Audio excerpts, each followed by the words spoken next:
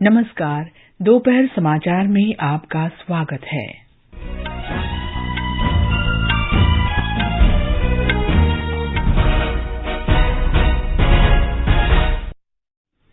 प्रधानमंत्री नरेंद्र मोदी ने कहा, सरकार देश में प्राकृतिक गैस उपभोग को बढ़ाने के लिए एक मिशन के तहत काम कर रही है। श्री मोदी ने बेंगलुरु में भारत ऊर्जा सप्ताह 2023 का उद्घाटन किया।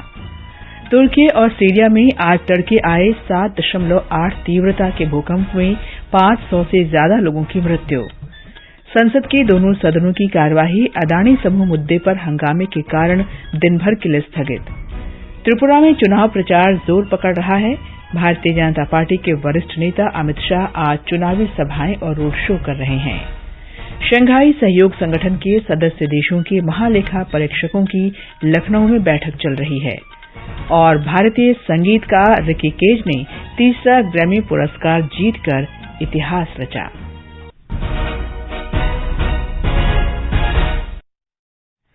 दोपहर समाचार के साथ मैं कनकलता। प्रधानमंत्री नरेंद्र मोदी ने कहा है कि सरकार 2030 तक भारत के ऊर्जा मिश्रण में प्राकृतिक गैस उपभोग को बढ़ाने के लिए एक मिशन के तहत काम कर रही है। उन्होंने आज कर्नाटक के बेंगलुरु में भारत ऊर्जा सप्ताह 2023 का उद्घाटन किया। इस अवसर पर प्रधानमंत्री ने वैश्विक निवेशकों को भारत के ऊर्जा क्षेत्र में निवेश अवसरों को तलाशने का आग्रह किया। उन्होंने कहा कि विश्व में भारत ऊर्जा परिवर्तन के क्षेत्र में तेजी से आगे बढ़ रहा है। प्रधानमंत्री ने कहा कि विश्व में भारत चौथी सबसे बड़ी कच्चे तेल परिशोधन की क्षमता वाला देश है। उन्होंने कहा कि भारत का गैस पाइपलाइन नेटवर्क अगले 4-5 वर्ष में वर्तमान के 22,000 किलोमीटर से बढ़कर 35,000 किलोमीटर हो जाएगा। प्रधानमंत्री ने कहा कि गैस अन्वेषण क्षेत्र को 10 लाख वर्ग किलोमीटर तक सीमित किया गया है। श्री मोदी ने कहा कि भारत पेट्रोल के साथ 20% एथेनॉल मिश्रण के लक्ष्य की ओर बढ़ रहा है। श्री मोदी ने कहा कि विश्व में भारत हरित हाइड्रोजन के क्षेत्र में भी आगे बढ़ रहा है। उन्होंने कहा कि राष्ट्रीय हरित हाइड्रोजन मिशन 21वीं सदी में भारत को एक नई दिशा देगा। नेशनल ग्रीन हाइड्रोजन मिशन 21वीं सदी के भारत को नई दिशा देगा। इस दशक के अंत तक हम 5 MMTPA ग्रीन हाइड्रोजन के प्रोडक्शन का लक्ष्य लेकर चल रहे हैं। इसमें भी 1 लाख करोड़ रुपए से अधिक के इन्वेस्टमेंट की संभावनाएं हैं। भारत अगले 5 वर्षों में ग्रे हाइड्रोजन को रिप्लेस करते हुए ग्रीन हाइड्रोजन का हिस्सा 25% तक बढ़ाएगा। इस 3 दिवसीय कार्यक्रम का उद्देश्य एक ऊर्जा परिवर्तन पावर हाउस के रूप में भारत की बढ़ती दक्षता का प्रदर्शन करना है। प्रधानमंत्री ने इंडियन ऑयल के इंडोर सोलर कुकिंग सिस्टम के लिए दोहरे कुकटॉप मॉडल को भी जारी किया और इसका वाणिज्यिक शुभारंभ भी किया। श्री मोदी ने कहा कि आज उद्घाटित सौर कुकटॉप भारत में हरित और स्वच्छ कुकिंग को एक नया आयाम देगा। आज जो सोलर कुकटॉप लॉन्च किया गया है वो भारत में ग्रीन और क्लीन कुकिंग को नया आयाम देने जा रहा है। उम्मीद है कि अगले 2-3 साल में ही 3 करोड़ से अधिक घरों में सोलर कुकटॉप की पहुंच बन जाएगी। इससे एक तरह से भारत किचन में क्रांति लाने का काम करेगा। भारत में 25 करोड़ से अधिक परिवार हैं। सिर्फ सोलर कुकटॉप से जुड़े निवेश में आपके लिए कितनी संभावनाएं बन रही हैं। श्री मोदी ने कहा कि चक्रीय अर्थव्यवस्था प्रत्येक भारतीय की जीवन शैली का एक हिस्सा है। प्रधानमंत्री ने कहा कि लाखों लोग निर्धनता से उबरकर मध्यम वर्ग की श्रेणी में आ चुके हैं। उन्होंने कहा कि भारत मोबाइल फोन का दूसरा सबसे बड़ा निर्माता बन चुका है। श्री मोदी तुमकुरू में हिंदुस्तान एरोनॉटिक्स लिमिटेड का हेलीकॉप्टर कारखाना राष्ट्र को समर्पित करेंगे। प्रधानमंत्री ने इसकी आधारशिला वर्ष 2016 में रखी थी। प्रधानमंत्री तुमकुरू औद्योगिक टाउनशिप की आधारशिला भी रखेंगे। राष्ट्रीय औद्योगिक गलियारा विकास कार्यक्रम के तहत तुमकुरू में 8,484 एकड़ में फैले इस औद्योगिक टाउनशिप का विकास 3 चरणों में चेन्नई बेंगलुरु औद्योगिक गलियारे के हिस्से के रूप में किया गया है। राष्ट्रपति द्रौपदी मुर्मू ने कहा है कि तेज गति से आर्थिक प्रगति हासिल करने के लिए डिजिटल कनेक्टिविटी को आगे बढ़ाने में दूरसंचार क्षेत्र की महत्वपूर्ण भूमिका है। वे आज नई दिल्ली में भारतीय डाक, दूरसंचार, लेखा और वित्त सेवा के प्रशिक्षु अधिकारियों को संबोधित कर रही थीं। राष्ट्रपति मुर्मू ने कहा कि डिजिटल इंडिया पहल सरकार को अधिक दक्षता और पारदर्शिता के साथ विभिन्न सार्वजनिक सेवाएं प्रदान करने में मदद कर रही है। उन्होंने विशेष रूप से ग्रामीण और दूरदराज के क्षेत्रों में इससे वंचित लोगों को जोड़ने के लिए प्रयास जारी रखने की आवश्यकता पर बल दिया। ये समाचार हमारी वेबसाइट newsonair.com/hindi और हमारे mobile app news on AIR पर भी उपलब्ध हैं। दोपहर समाचार में आपका फिर स्वागत है। तुर्की और सीरिया में आज तड़के आए 7.8 तीव्रता के शक्तिशाली भूकंप में 500 से अधिक लोगों की मौत हो चुकी है। तुर्की में 284 लोग मारे गए और 2300 से अधिक घायल हुए हैं।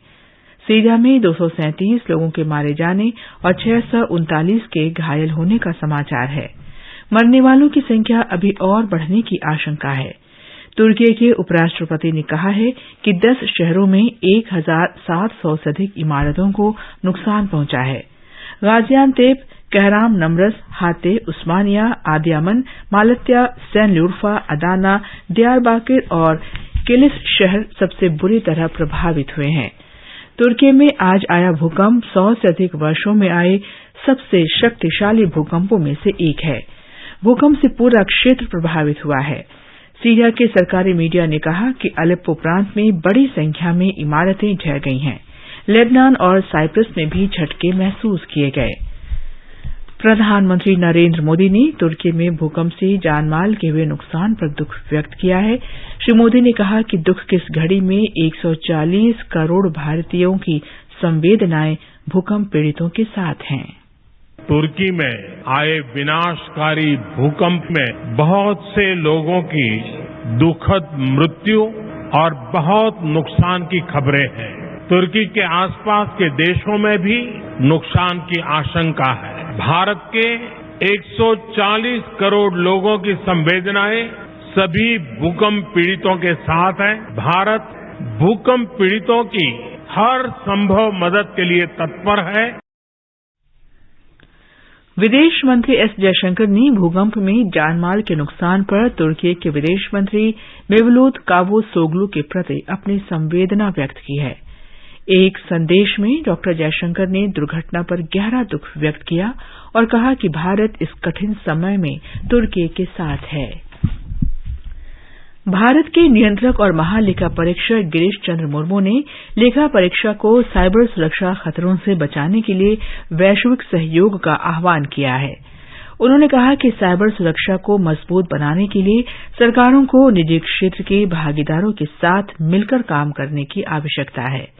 श्री मुर्मू आज लखनऊ में शुरू हुई शंघाई सहयोग संगठन के सदस्य देशों के शीर्ष लेखा परीक्षा संस्थानों की 6ठी बैठक को संबोधित कर रहे थे। उन्होंने कहा कि सार्वजनिक क्षेत्र में सूचना प्रौद्योगिकी के उपयोग से साइबर सुरक्षा से जुड़ी चिंताएं उजागर हुई हैं। इसलिए सदस्य देशों के शीर्ष लेखा परीक्षा संस्थानों के लिए ये आवश्यक है कि वे साइबर सुरक्षा से जुड़े मुद्दों की जांच के लिए पर्याप्त क्षमता विकसित करें। उत्तर प्रदेश की राज्यपाल आनंदीबेन पटेल ने कहा कि ये बैठक सदस्य देशों को साइबर खतरों से बचाने के लिए अपने अनुभवों और सर्वोत्तम तौर तरीकों को साझा करने, लेखा परीक्षा की गुणवत्ता में सुधार और प्रक्रिया को पारदर्शी बनाने के लिए एक मंच प्रदान करती है। हमारे संवाददाता ने बताया है कि 3 दिवसीय बहुपक्षीय आयोजन में शंघाई सहयोग संगठन के 8 सदस्य देशों में से 4 देशों कजाकिस्तान, ताजिकिस्तान, किर्गिस्तान और उज्बेकिस्तान के शीर्ष लेखा परीक्षा संस्थानों के प्रमुख और प्रतिनिधिमंडल भाग ले रहे हैं। संसद के दोनों सदनों की कार्यवाही अदानी समूह के मुद्दे पर विपक्षी दलों के विरोध के कारण पहले 2 बजे तक के लिए और फिर दिन भर के लिए स्थगित कर दी गई। आज सुबह लोकसभा की कार्यवाही शुरू होते ही विपक्षी दल मामले की जांच संयुक्त संसदीय समिति से कराने की मांग करने लगे। कांग्रेस, डीएमके और अन्य दलों के सदस्य अपनी मांग के समर्थन में नारेबाजी करते हुए सदन के बीचों बीच आ गए। तृणमूल कांग्रेस, जेडीयू, शिवसेना, उद्धव गुट और अन्य विपक्षी सदस्य भी हंगामा करने लगे। हंगामे के बीच अध्यक्ष ओम बिरला ने कहा कि सदन बहस और चर्चा के लिए है और कार्यवाही को पूर्व नियोजित तरीके से रोकना उचित नहीं है।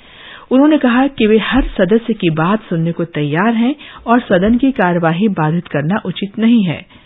उन्होंने कहा कि सदन में नारेबाजी करना देश के लोगों के हितों के खिलाफ है।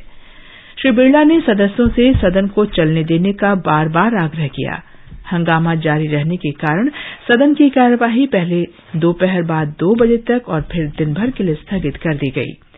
राज्यसभा में भी ऐसा ही नजारा देखने को मिला। सभापति जगदीप धनखड़ ने अडानी समूह के मुद्दे पर विपक्षी दलों के स्थगन नोटिस को अस्वीकार कर दिया। इसके बाद कांग्रेस, टीएमसी, डीएमके, समाजवादी पार्टी, शिवसेना, उद्धव गुट, वामपंथी और अन्य विपक्षी सदस्यों ने शोर मचाया। श्री धनखड़ ने सदस्यों से सदन की निर्धारित कार्यवाही चलने देने की अपील की, लेकिन विपक्षी सदस्यों का हंगामा जारी रहने पर सभापति ने सदन की कार्यवाही पहले दोपहर बाद 2 बजे तक के लिए और फिर दिन भर के लिए स्थगित कर दी। त्रिपुरा विधानसभा चुनाव के लिए प्रचार तेज हो गया है। भाजपा के वरिष्ठ नेता और केंद्रीय गृहमंत्री अमित शाह ने कहा है कि मोदी सरकार ने त्रिपुरा में शांति स्थापना के लिए उग्रवादी गुटों के साथ शांति समझौते पर हस्ताक्षर किए हैं। उन्होंने कहा कि भाजपा दोबारा सत्ता में आने पर त्रिपुरा को पूर्वोत्तर का सर्वश्रेष्ठ राज्य बनाने के लिए काम करेगी।